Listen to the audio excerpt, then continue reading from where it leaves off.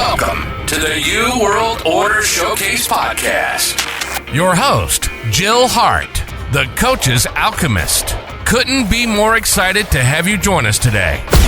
On this podcast, we celebrate the champions of change, the up-and-coming life, health and transformational coaches who are fearlessly stepping forward to make a difference in the world. Get ready for inspiring stories, practical tips, and powerful moments that will motivate you to make a positive change in your life and those around you. We're happy to have you join us on this incredible journey as we dive into the world of life, health, and transformational coaches who are lighting up the path towards a better tomorrow.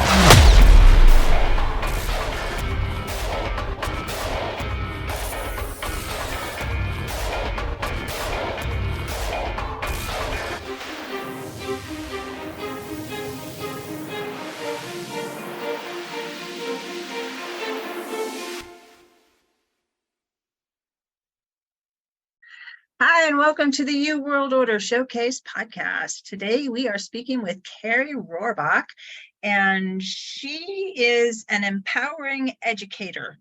I'm really excited to hear all about that. I know she does stuff that's trauma-informed.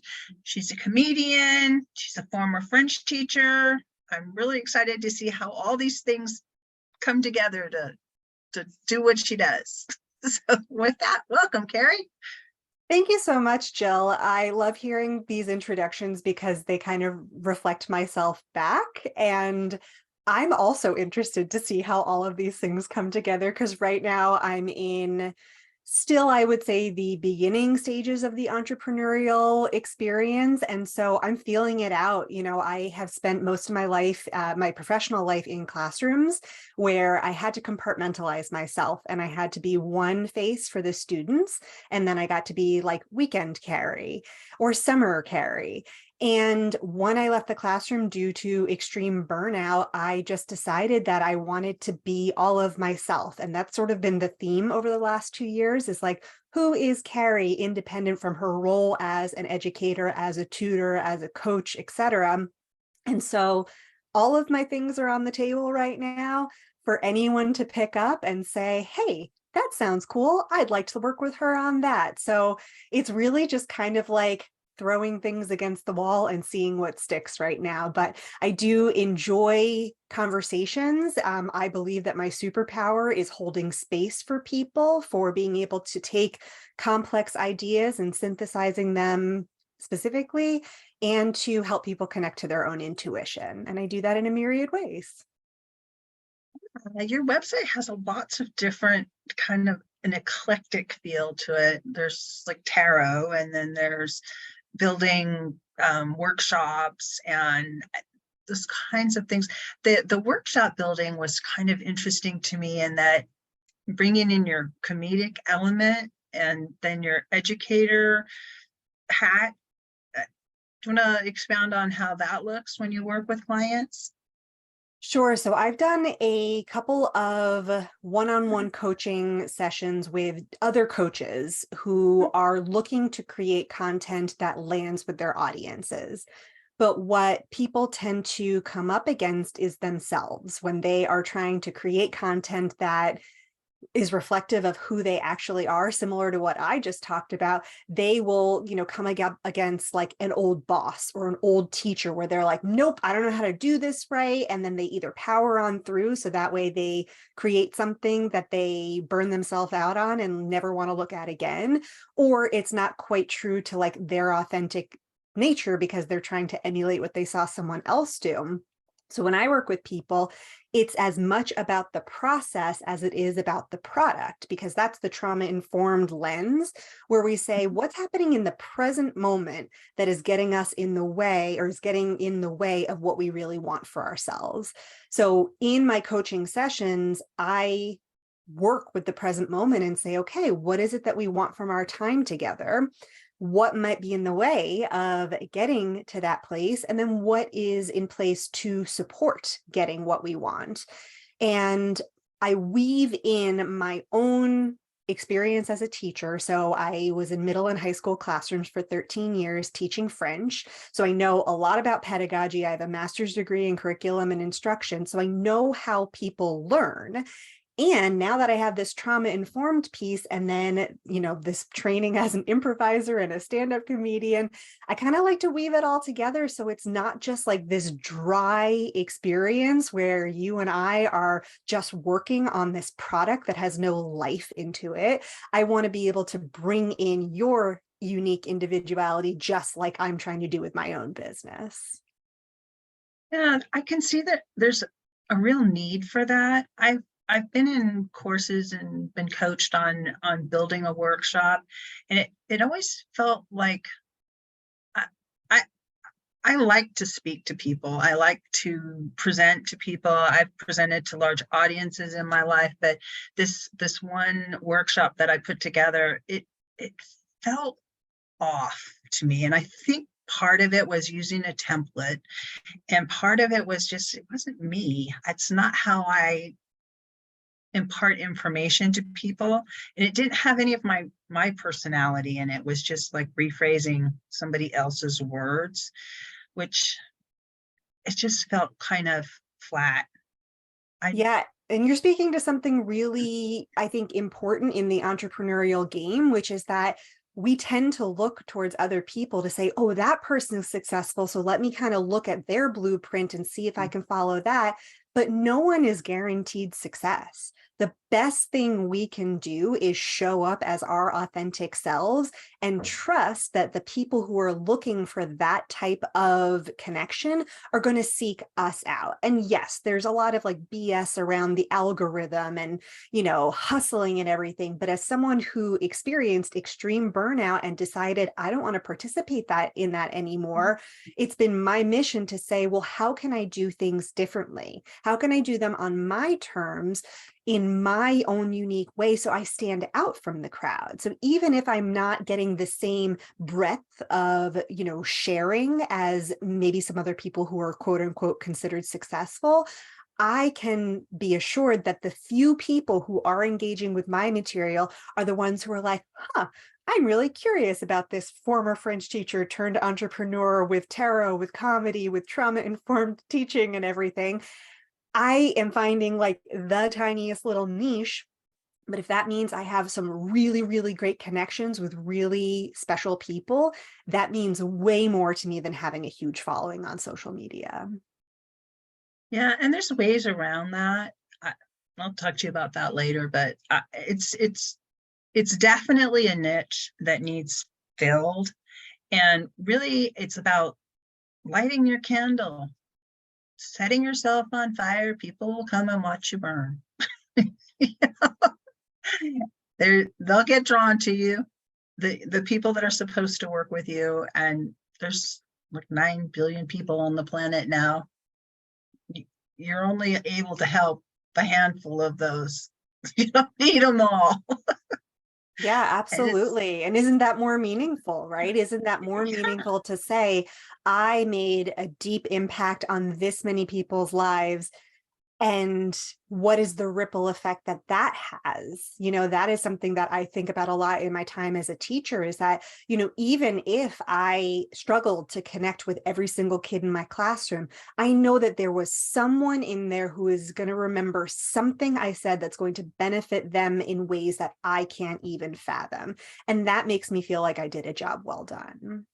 and impact so many other lives. You touch one life, and that life touches another life, or 2 lives, or 4 lives, and then it just like mushrooms out, and that impact is real. It's why I do what I do with the podcast, because I firmly believe coaches are the wave of the future. They're really creating the world that I want to live in, because they're universally caring people.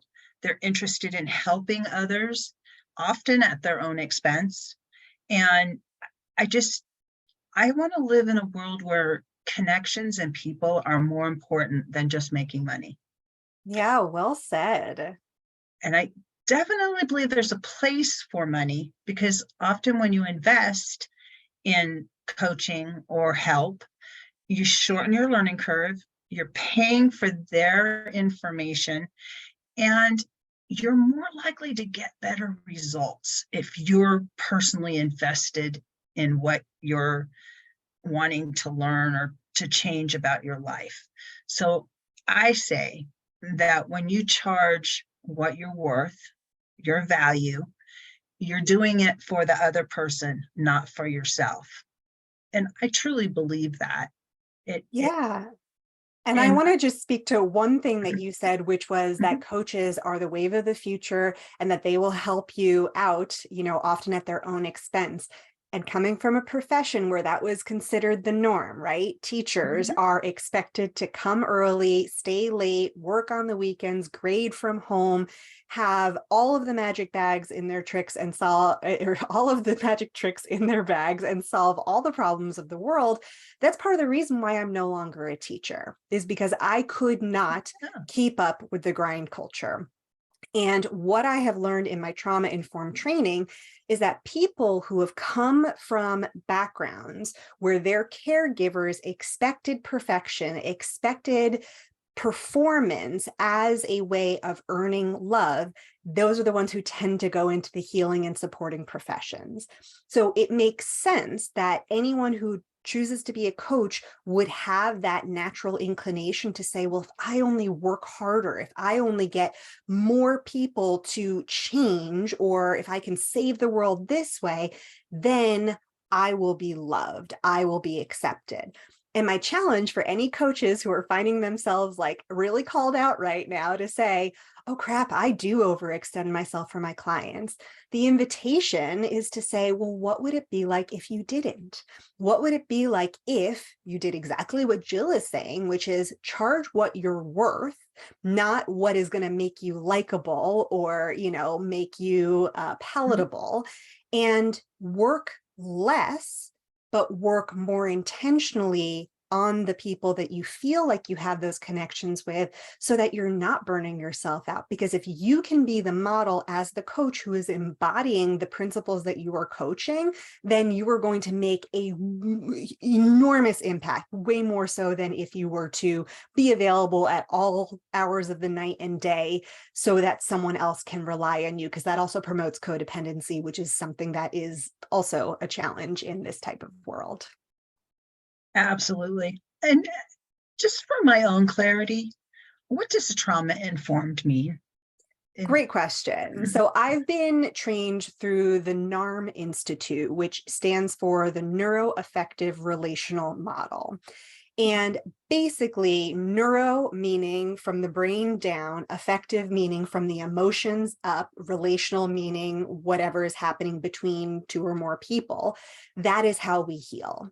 We can't just focus on the mind. We can't just focus on the body. We can't just focus on the relationship, because if the rupture happened in relationship, then the repair has to happen in relationship.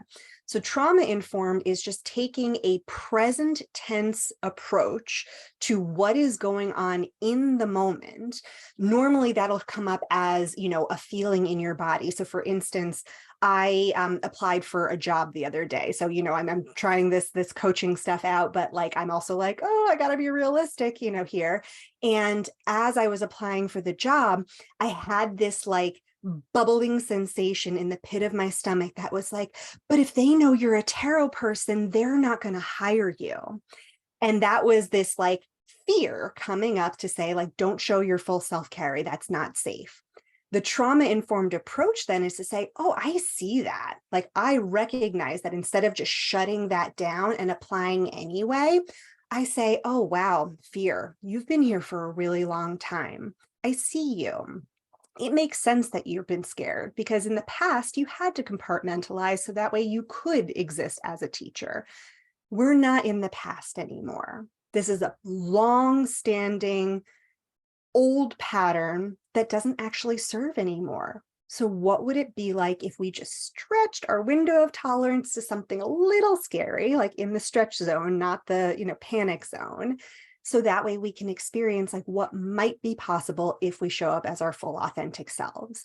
So it's just taking in trauma informed just means like when I'm face to face with someone, we're talking about the moment. We're not getting stuck in the story. We're not projecting into the future. We're saying what's coming up for you right now that might be in the way between us and what we want for ourselves.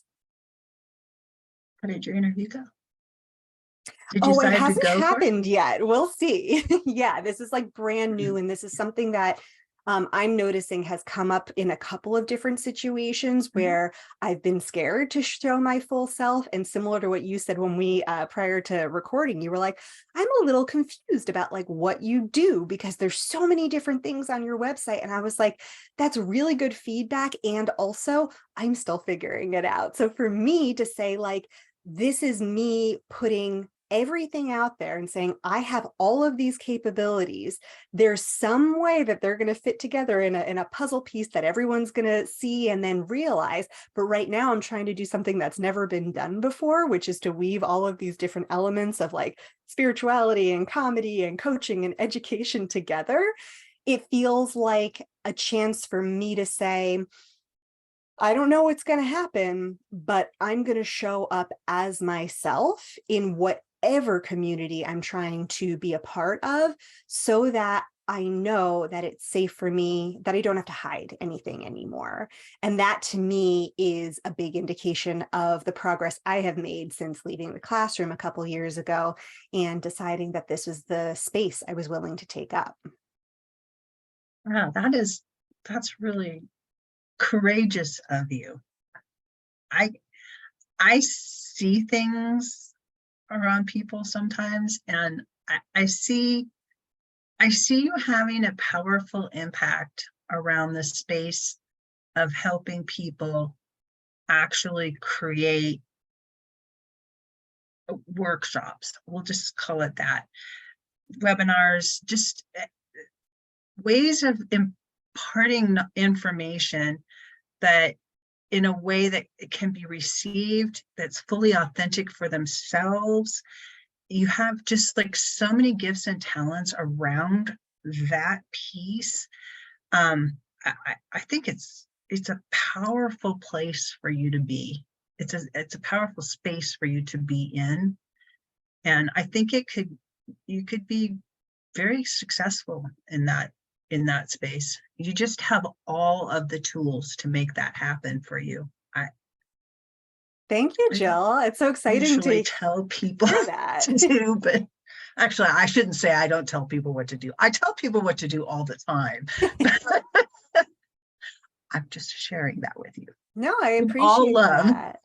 And I'm curious, I mean, if you're willing to go into it, like when you said you like see things around people, like what form does that take for you? Because I'm always curious for people who kind of have that sixth sense sort of outside of what we consider, again, like normal perception. Like how does that show up for you?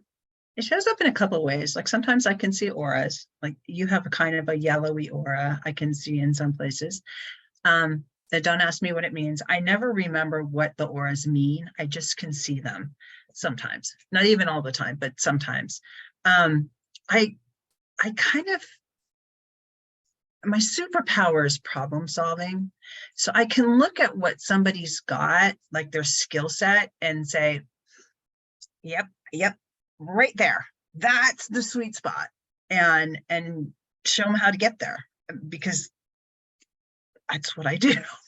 You know, when you're working in that place that's your zone of genius, it's just like so easy. Other people, they're like really good at, I interviewed Joanne Homestead, and you know Joanne. She is such a kick, but she's totally in her zone of genius, and she is genius. I'm hard to impress, and she impresses me a lot. Yeah, so Joanne's the reason that I'm on this podcast, and I had a mentor who sent me a podcast interview that Joanne did like a year or two ago. And just because of that podcast and looking at her website, I was like, I'm curious about this person and their services. And she does email marketing for anyone who doesn't know her. Joanne Homestead, Desk Plant Creatives, and or Yeah. Tiny something like Yeah. that. Desk Plant Creatives. And we had like our 15-minute, introductory session or whatever.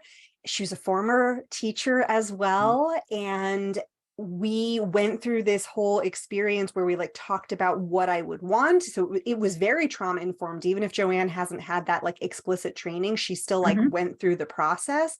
And at one point I had like a deep, deep pain, like right in my forehead. And she was like, would it be okay if we like sent that some love? And like, could we like just do a little visualization? And we ended up spending like 20 minutes, like 20 extra minutes, just like working on the resistance that was coming up for me around engaging her services and engaging my voice in this email marketing campaign, which was something I'd always wanted to do, but like kind of did haphazardly. And she gave me all these amazing tools to be able to say, like, this is how you can do it in a way that works for you. And that became like our motto, which was like, how can Carrie do this for empowering educator on her terms? And so it was very much what we were talking about before. It's like, yes, there are certain, procedures you can follow. There are templates that are here, but ultimately what's going to make you successful is you working within your capacity, because if you're overextending yourself, you're not in your zone of genius. Yeah. And it's showing up fully as you and not as somebody else. You can, she does have templates, but her templates are around helping you tell a story. And it's an empowering. It's not. I was telling her, I've taken a lot of courses and paid a lot of people a lot of money to learn how to do copywriting, but it's almost universally by men, and it's marketing. It's kind of icky, honestly. It's manipulation. It's trying to manipulate people into doing things that it's not really in their best interest. And that doesn't feel good to me. I don't like doing that. And I've been in sales my whole adult life. And I've found that it's better if you're just helping people. And if working with you is the next logical step, then they'll work with you.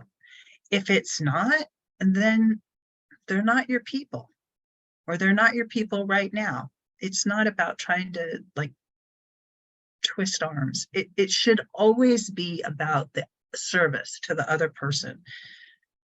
Yeah, and the relationship, honestly, like I want to benefit from being around empowered, innovative, authentic, creative individuals as much as they would benefit from being in my presence and with my skill set, because to me, it's a mutually beneficial situation. I used to have this situation where I would tutor a lot, and I tutored French, and there was such a difference between tutoring like a 7th grade boy who just wanted to get a B in French class than to tutoring like a homeschooled 9th grader who was taking French for the first time and was curious about the language and wanted to know more. Which one did I have more fun with? Clearly the one who was invested, not the one who's like mom made him get my services, basically. And that's exactly how I feel with coaching, which is I want to be with you if you want to be with me. I want to help you and I want to help me, because in relationship, again, being a teacher, I had a lot of tough students for much of my career. And I would take a lot of things personally when things didn't go well with students or parents or administrators. But when I had those students that I connected with, which is the same thing that I see when I, coach certain clients, that's when I blossom and that's when they blossom. And it has to go both ways or else we're not serving anyone. That's where the repair is happening. We are repairing these relationships where we've had these authority figures who have told us one thing, but, done another thing, who have belittled us or who have, dismissed us. And it's time for us to really step into our authentic power to say, I don't have to do it the way anyone else has told me to. I get to do it my way from now on. I love that that's how the world is forming right now. There are a lot of people out there that are all doom and gloom. Oh, this and that and the other thing that's happening. And the other shoe's going to drop tomorrow or in 15 minutes. But I think right now is the best time to be alive. There's so many positive things happening and so many people just stepping into their power. And like you're really being courageous in that you're up front. I am just seeing where my superpower is going to settle. But there's so many people that are just like you that are saying, I want to be the change I want to see in the world. I want this place to be a fantastic experience for the people coming up behind me. And all I have to do is just like one little thing, the thing I was created to do and put here to help others with, and then just let my light shine. And those people that are supposed to find me will find me, instead of trying to squish ourselves into these occupations and careers that are really not fulfilling, and they just they suck the life out of you. Oh yeah. And based on what you said before about these marketing courses that were made by men, it's like, well, yeah, why do we think it's not working for us? Because women do things differently. Non-binary people do things differently. Trans people do things differently. We are allowed to think outside of the white, cis, hetero, patriarchal, capitalist box, because that has not worked for many of us, which is why many of us have been in these unfulfilling careers and situations, because that's what we settled for. That's what we expected we were going to do. And now I really feel like connecting to one's intuition and authenticity and play and power is what's going to liberate all of us, because we're deciding that those boxes no longer fit us and that it's time for us to break through. Oh, I couldn't say it any better. I just so many really amazing things coming about in the world. And it's just from people who, we're all different, okay? None of us fit in that box. And I think women in particular are starting to really take hold of their own identities. And we are all different, but it's only been since about 1964 in the United States that women were actually considered equal with men, white men specifically. The Civil Rights Act, that didn't just liberate Black men, it liberated women of all colors, which is my mom used to complain about it. I'm old enough to remember the ramifications of it. And now women are just they've forgotten that part, but they're just they're stepping into their individuality, and it's blossomed into other groups of people who are doing whatever they want to do. And why not? You're only here one time. Why not just embrace it and be your weird self? Yes, we're all weird. Yes, I mean, I honestly believe that everyone's superpower is their authenticity, is their unique intersection of their learning, their privilege, their background, their education, their art. And yes, we have to say that not everyone has the same privileges as everyone else. And so some people don't have the choice to be able to pursue a career that is actually fulfilling, because they just need to put money on the table. Player. Right. An NBA basketball player. I mean, it's just, I could have wanted that from a very young age. I could have tried as hard as I could, but I'm a short white female. I'm not playing for the NBA. It's not happening, even with steroids.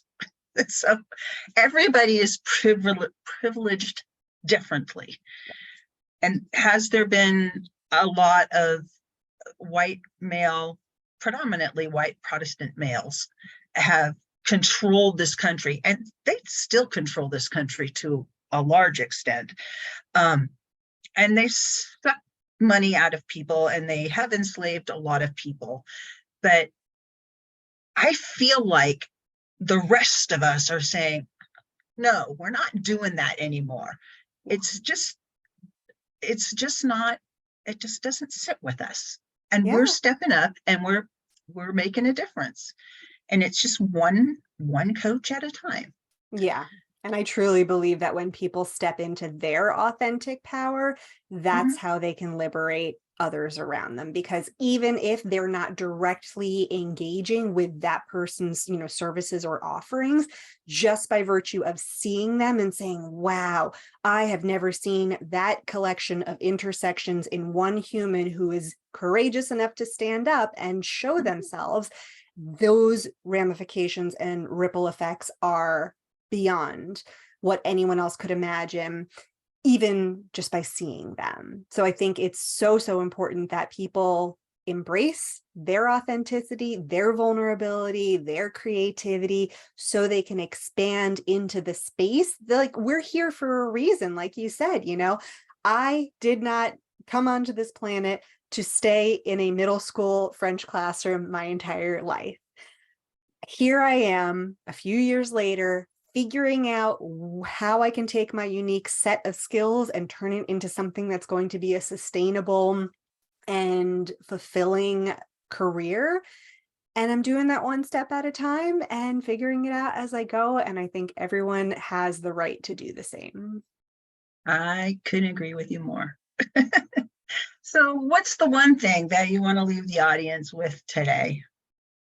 I think my invitation is just for people to take 1 minute after this and look out the window at something beautiful and say, where have I hidden part of myself that wants to come out into the light? And just asking that question is the first step. You don't have to have an answer. You don't have to make a plan. You don't have to get sucked into a story. But if you can come up with one little dark corner that you want to shine a flashlight on, that's going to help you shine even 1% brighter, then I feel like this conversation has led to something special. Yes, absolutely. So how can people get in touch with you?